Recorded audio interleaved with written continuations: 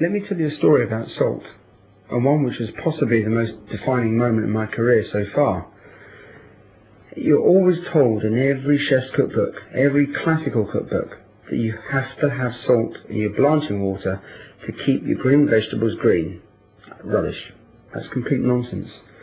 Right, I've said it. I've committed gastronomic heresy. Now, a few years ago, I could never understand this practice.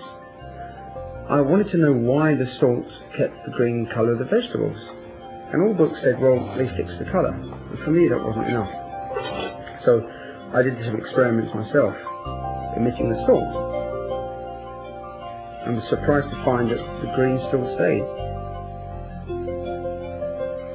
So I now decided that I needed to find a scientist that wanted to work with a chef.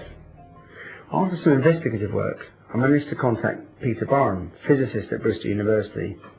We've now become friends. And Pete, do you remember that first phone call? How could I forget? Why do I put salt in water when I cook beans? Straight in there with a question, no messing around.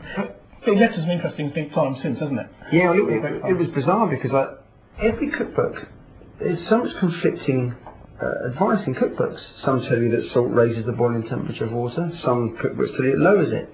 It does raise the boiling temperature of water. You chuck a handful of salt in a pan of water and the boiling pot will rise by a minuscule amount, a fraction of 1 degree. Sort of difference you'd get if you cooked on a hot summer's day as opposed to cooking on a cool winter's day, where there's difference of atmospheric pressure, because pressure has a big effect on boiling point as well as adding salt. Salt in the water definitely doesn't add seasoning, does it? It doesn't add seasoning, the water just drops off the bean. Another myth, that if you throw your handful of salt into boiling water and then throw the beans in at the same time, the salt makes the water boil even more vigorous. People think it changes the properties of water, because when you throw a handful of salt into boiling water, it appears to boil more rapidly. If you throw a handful of sand in, the same would happen. It's just nucleating bubbles in there.